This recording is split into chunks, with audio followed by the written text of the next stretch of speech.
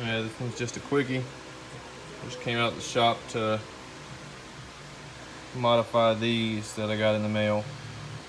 So, as anybody that's been watching well knows, my rear suspension here is TCI 3-link torque arm coilover suspension. You can see my coilovers hanging here. Cross member welded in, pan hard bracket, and my support bar with the new modified kit. Now, I've been welding on the rear end, and before I actually went welding, I wanted to mock it up in place before I welded it past the tacks, just to see how it fit up in here and see what it looked like. So I mounted these up, got these coilovers in, and to my surprise, after I finally found the bolts that go to the kit, which are these big mamma jammas, these are the shims that were in the coilovers. Now, I'm no expert when it comes to machining, but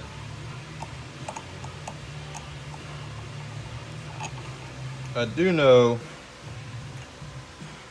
that you can't make a 5/8 bolt go into a 1/2-inch hole. So, from my last call that I had to get with TCI to get the correct modified parts for a mini tub, it took a while to get through to get the stuff. And I had to wait a while to get them in. And I want to say some of the bolts that I had requested I never got. So without even wasting all my time trying to call them, get them on the phone to get the right ones of these shipped to me, which I'm sure they'd want to charge me shipping to send the damn things, even though they screwed up, I went on eBay. Well, I searched around a couple of other places first, but I found these on eBay. And these are stainless spacers, shims, whatever you want to call them. I think they were listed as spacer shims or something like that.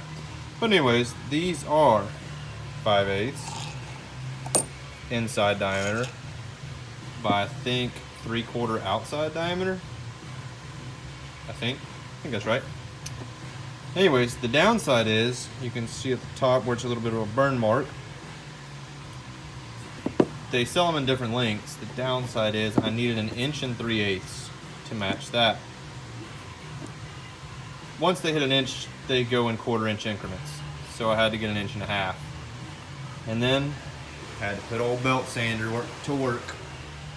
And within about 30 minutes of rotating to try to keep as square as possible, I got a matching set.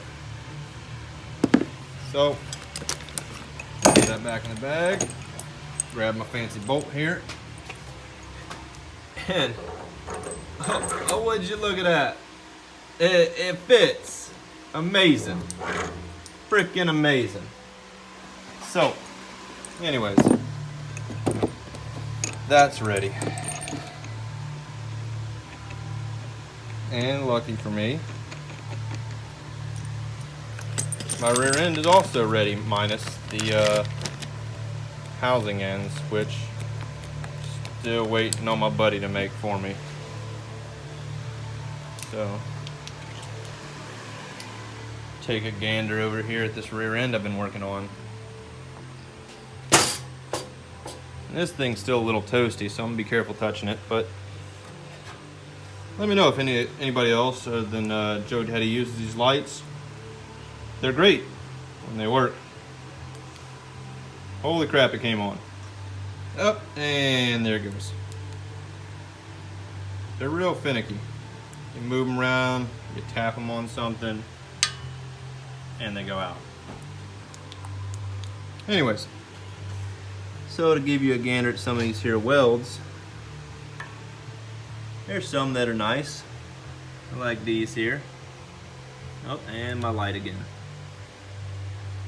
Well, you're just gonna have to deal with that. And there's some that I had to MIG. Like these inside of here. Ain't no getting a TIG down to that. And you have some that look decent. And you have stuff like this where I had to bridge a big gap and I had to do a little cup walking. Not the best at that, I've only done it a couple times, but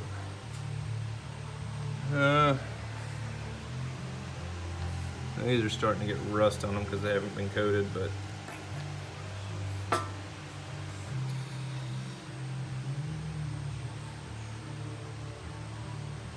there we go. Got a couple of them that are nice dime stacks. Oh, and my light again. I swear you hit it on anything, it goes out.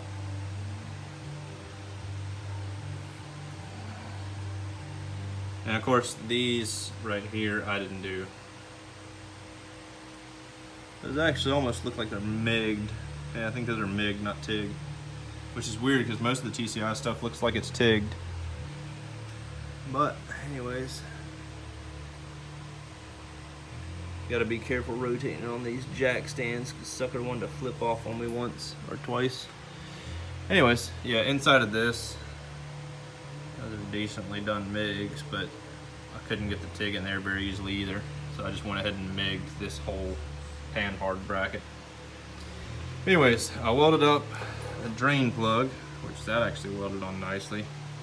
That's it's a stainless bung, so I had to use, is it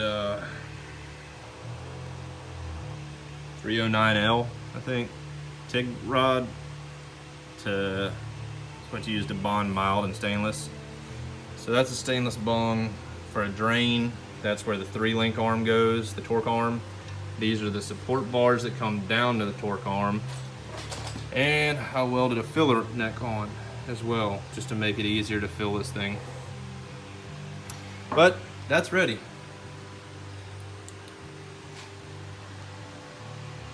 Just need the housing ends put on. So now that that's on hold, I'll try to finish this. I've plugged most of these holes. There's still some little pits that need to be, or could be filled in. I'm probably gonna pop a weld on that one. It's pretty big. I might try to hit some of these other ones. This stuff's really thin, especially after grinding it. So I don't want to get too much on it with welding and risk of it burning through again. This, along with that and this, I'm gonna cut the square out and weld a patch in. They're way too big to try to fill. I had talked about doing something with this hood. I think I'm just gonna leave it as is. Modifying it will add extra work and time, and I've got too much stuff I could be doing right now. I'm not on hold with anything right now. I mean, there's work I can be doing. So there's nothing that I just have spare time that I can throw into that. I still have my engine to finish tearing down. I'm still contemplating going to a roller cam with it. I think I'm probably just gonna run it flat tap it as is for a while and then roller it later. I might even run it NA for a little while with the Holly Sniper while I get my money right for the turbo and do the roller cam and turbo all at the same time. Because the flat tappet cam that's in there now is not actually a turbo cam, and I thought it was. But it appears to be just an NA cam. And I also recalculated my compression ratio, and it looks like my compression is actually under 10 to 1, so it's like right around 9.5 to 1 maybe. But on top of the engine work, I can be doing the body work on these. I talked about blending these onto this, and I don't remember who it was exactly that said it probably wasn't going to be a good idea that this would end up splitting or cracking at the bond. I want to say it was Cobra Mustang. I'm terrible with names. I'm pretty sure he's the guy with the blue Cobra that was telling me about this. There's two main guys that comment all the time, and if I can remember their name. But anyways, something hit me later on after thinking about it. And originally I was in agreement. I was thinking, yeah, it's like, I could see that body's gonna flex some, it's unibody, it's gonna end up splitting. But then I thought about all the Eleanor bodies. All those are blended on body kit stuff, fiberglass. And I mean, maybe it's because the fiberglass, it allows it to flex some, but fiberglass gets pretty hard and tends to crack. So those get bonded on with like 2-part epoxies and body bond stuff, body panel bond. They get glued in place and then like fiberglassed over with resin and become part of the body with that little spoiler trunk lip thing. So, and those apparently, I'm guessing, don't ever have an issue. So maybe I'd be okay. The only downside, like I talked about before, would be being able to screw these things on. I'd have to have them on already before I do anything, which means I'll have to tape them off or whatever when I paint if I'm making them different colors. Which kind of sucks, but that's what I would have to do.